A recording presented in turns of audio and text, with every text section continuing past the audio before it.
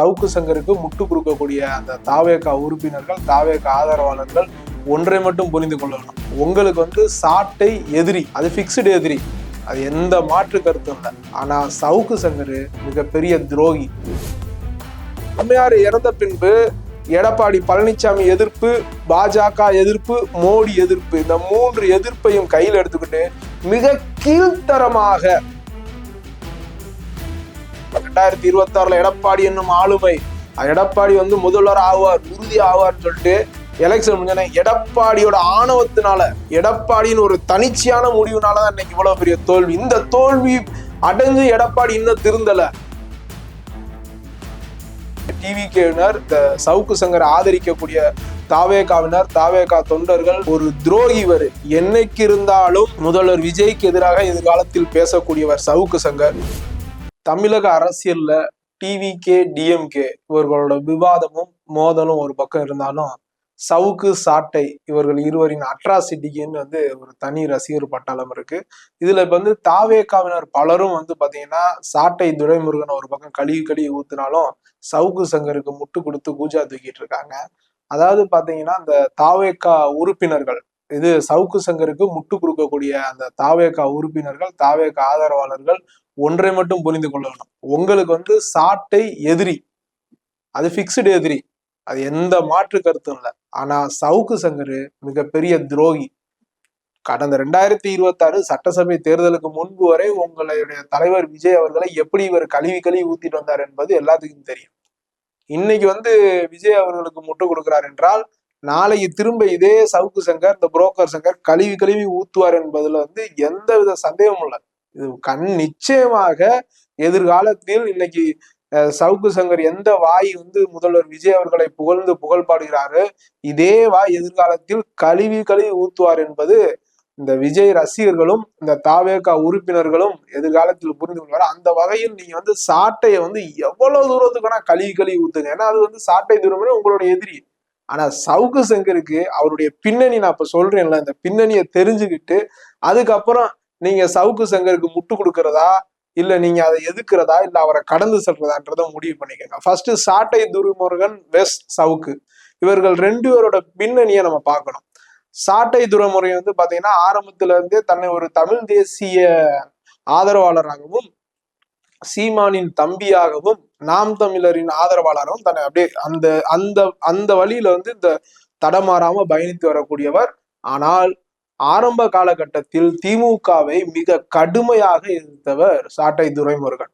எப்போது தாவேகா கட்சி தொடங்கப்படுதோ அதன் பின்பு தன்னை ஒரு தாவேகா எதிர்ப்பாளராக, அதாவது ஒரு காலகட்டத்தில் திமுகவை மிக கடுமையாக எதிர்த்து வந்த சாட்டை துரைமுருகன் தாவேகா கட்சி தொடங்கியதுமே திமுக எதிர்ப்பை குறைத்து கொண்டு தாவேகாவை மிக கடுமையாக எதிர்த்து கொள்றார். ஆனா அவருடைய ஆதரவு நிலைப்பாடான தமிழ் தேசியம், சீமான், நாம் தமிழர், இதுல இருந்து அவர் தடமாறவே கிடையாது. கிட்டத்தட்ட அவர் என்னைக்கு இந்த பொது வாழ்வைக்கு வந்தாரோ அதுல இருந்து ஆரம்ப காலகட்டத்துல இதுதான். ஆனா அப்படி இங்கிட்டு வாங்க, சவுக்கு சங்கர் வாங்க.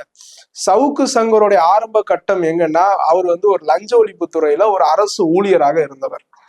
அதாவது இன்னைக்கு பல அரசு அதிகாரிகளையும் ஊழியர்களையும் பல்வேறு குற்றச்சாட்டுகளை எடுத்து இன்னைக்கு வந்து அந்த யூடியூப் சேனல்ல வாய்கிலிய பேசுறாரு இல்லையா, என்னமோ இவர் வந்து வாழும் மகாத்மா மாதிரியா இந்த லஞ்சத்துக்கு எதிராக ஒரு பெரிய ஒரு புரட்சியை உண்டாக்குற மாதிரியா பேசுறாரு இல்லையா.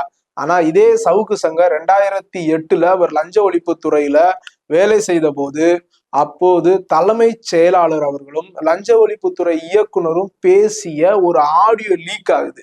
இந்த ஆடியோவை லீக் செய்தது யாரு? அதாவது திருட்டுத்தனமாக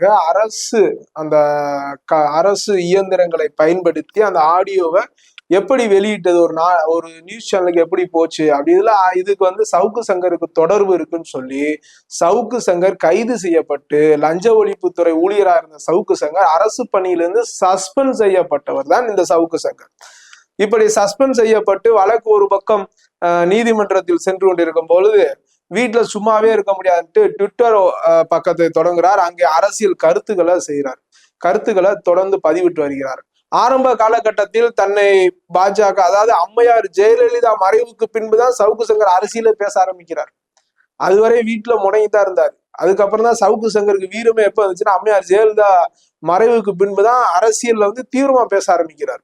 அப்ப அம்மையார் இறந்த பின்பு எடப்பாடி பழனிசாமி எதிர்ப்பு, பாஜக எதிர்ப்பு, மோடி எதிர்ப்பு, இந்த 3 எதிர்ப்பையும் கையில் எடுத்துக்கிட்டு மிக கீழ்த்தரமாக பிரதமர் மோடி அவர்களையும் பாஜக தலைவர் அவர்களையும் எடப்பாடி பழனிசாமி அவர்கள் மிக கீழ்த்தரமாக விமர்சனம் செய்து அந்த நெகட்டிவ் பப்ளிசிட்டி மூலமாக தன்னை பிரபலப்படுத்தி கொண்டவர் தான் இந்த சவுக்கு சங்கர். தொடர்ந்து திமுகவுக்கு முட்டு கொடுத்துட்டு வர்றாரு அந்த காலகட்டங்கள்ல.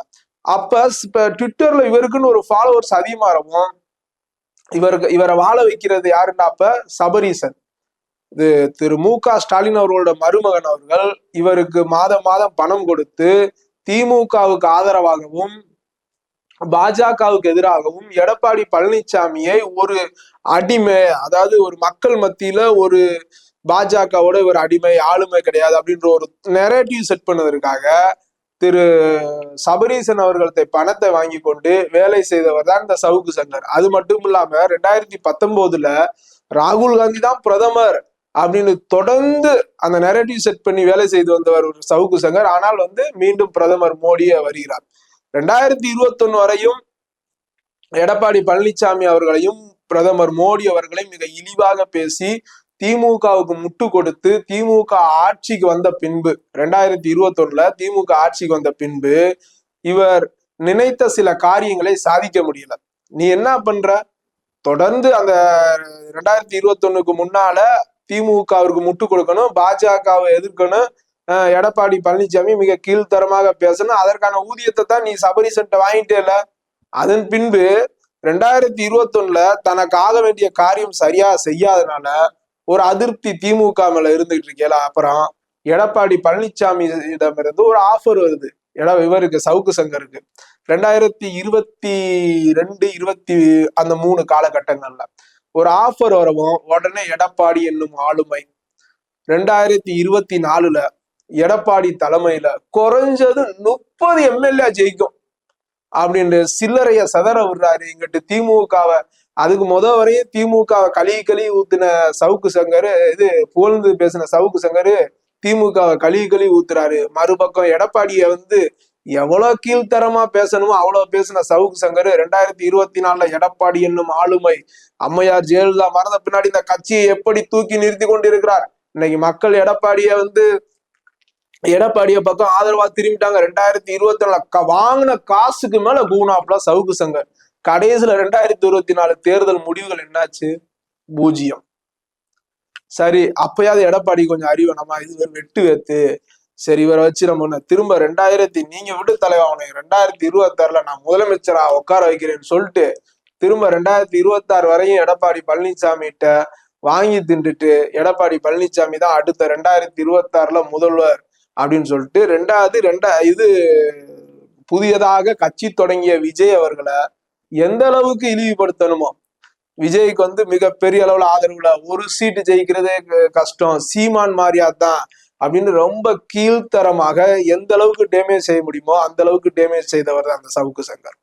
இப்படி நாளுக்கு நாள், அதாவது எங்கேயுமே வந்து விசுவாசமாக இருந்தது இல்லை இந்த சவுக்கு சங்கர். 2026 தேர்தல் முடிவுகள் வருது, எடப்பாடி பழனிசாமியை தோத்துறாரு, விஜய் முதலமைச்சர் ஆகிறாரு, வெளியே குண்டாஸ்ல இருந்து வெளியே வர்றாப்புல, வெளியே வந்தோடனே டக்குன்னு எடப்பாடி பழனிசாமிக்கு எதிராகவே திரும்புறாரு. அதாவது 4 வருஷமா சோறு போட்ட எஜமானுக்கு எதிராகவே இந்த சவுக்கு சங்கர் திரும்பி எடப்பாடினாலதான் தோல்வி அடைஞ்சிச்சு. இவர் தான் சொன்னாரு 2026 எடப்பாடி என்னும் ஆளுமை, எடப்பாடி வந்து முதல்வர் ஆவார், உறுதி ஆவார்னு சொல்லிட்டு எலெக்ஷன் முடிஞ்சோன்னே எடப்பாடியோட ஆணவத்தினால, எடப்பாடியின் ஒரு தனிச்சையான முடிவுனாலதான் இன்னைக்கு இவ்வளவு பெரிய தோல்வி. இந்த தோல்வி அடைஞ்சு எடப்பாடி இன்னும் திருந்தல. நீ அதிமுகவை வந்து அழிக்காம எடப்பாடி விட மாட்டார்ட்டு எடப்பாடிக்கு எதிராக தொடர்ந்து இப்போ வரையும் பேசிக்கிட்டு வர்றாரு சவுக்கு சங்கர். மறுபக்கம் வந்து விஜய புகழ ஆரம்பிச்சிட்டாரு. ஏன்னா இன்னும் டிஎம்கே சைடு சவுக்கு சங்கர் சேர்க்க மாட்டாங்க, அங்கிட்டு காசு எதுவும் வராது. அப்ப என்னன்றா, இப்ப முதல்வர் விஜய புகழ்ந்துட்டு ஒரு சில அமைச்சர்களை புகழ்ந்துட்டு, அதாவது அந்த அமைச்சர் மூலம் சில காரியங்கள், எந்த அமைச்சர் மூலம் காரியம் ஆகுதோ சவுக்கு சங்கருக்கு அந்த அமைச்சர் ரொம்ப சிறப்பா செயல்படுறாரு. அவருடைய செயல்பாடுகள் வந்து இன்னும் வந்து அவங்களுக்கு வந்து முக்கியத்துவம் கொடுக்கணும் முதல்வர் விஜய் அப்படின்றாரு. எந்த அமைச்சர் இவர் ஏதாவது ஒரு ரெக்கமெண்டேஷன் ஏதோ காரியம் ஆகலண்டா அந்த அமைச்சரை போட்டு டேமேஜ் பண்றது, அந்த துறையில இவ்வளவு ஊழல் இருக்கு, இத்தனை பெர்சன்டேஜ் வாங்குறாரு, இதெல்லாம் முதல்வர் கவனத்தில் எடுத்துக்கணும். ஏன்னா மக்கள் வந்து ஊழல் இல்லாத ஆட்சி, ஊழல் நடக்கக்கூடாது, ஊழலை ஒழிக்கணும்னு அவங்களுக்கு வாக்களிச்சிருக்காங்க அப்படின்ட்டு அந்த அமைச்சரை டேமேஜ் பண்றது. அடுத்து அந்த அமைச்சர் மூலியமா ஏதாவது ஏதோ ஒரு கவனிப்பு வந்துச்சுன்னா திரும்ப அந்த அமைச்சரை பத்தி பேசுறதுல அந்த வகையில முழுக்க முழுக்க ஒரு துரோகிக்கு நீங்க வந்து டிவிகேவினர், இந்த சவுக்கு சங்கரை ஆதரிக்கக்கூடிய தாவேகாவினர், தாவேகா தொண்டர்கள், விஜய் ரசிகர்கள் எல்லாருமே ஒரு துரோகி. என்னைக்கு இருந்தாலும் முதல்வர் விஜய்க்கு எதிராக எதிர்காலத்தில் பேசக்கூடியவர் சவுக்கு சங்கர். நீங்க உங்களுடைய எதிரியை பிக்ஸ் பண்ணிட்டீங்க, சாட்டைய. அதனால சாட்டை உங்களோட எதிரி, எவ்வளவு வேணா நீங்க கழுவி ஊத்திக்கங்க. சாட்டை துணிஞ்சு ஓப்பன் தான். அதாவது எந்த காலத்திலயும் சாட்டை வந்து எதிர்காலத்திலயும் சரி தாவேக்காவை ஆதரிக்க போறது இல்லை, அது உங்களோட பிக்ஸ்டு எதிரி. ஆனா சவுக்கு இன்றைய சூழ்நிலை, ஏடிஎம்கேவும் ஆட்சியில் இல்ல, திமுகவும் ஆட்சியில் இல்ல. இன்றைய சூழல் அவர் வயிறு வளர்ப்பதற்காக இந்த புரோக்கர் தொழில், அதாவது புரோக்கரை விட கேவலமானவர் தான் சவுக்கர். அரசியல் புரோக்கர் தான் அவருக்கு அடைமொழியே இருக்கு. அந்த வகையில் தாவேகா தொண்டர்கள் சவுக்கு சங்கரை முட்டு கொடுப்பதை நிறுத்துங்கள். இவன் முழுக்க முழுக்க இவன் பெரிய துரோகி. இவன் வந்து எந்த கட்சி ஆதரிச்சாலுமே அந்த கட்சி ஜெயிச்சதா வரலாறு இல்லை, அதையும் தெரிஞ்சு கொள்ளுங்கள். நன்றி, வணக்கம்.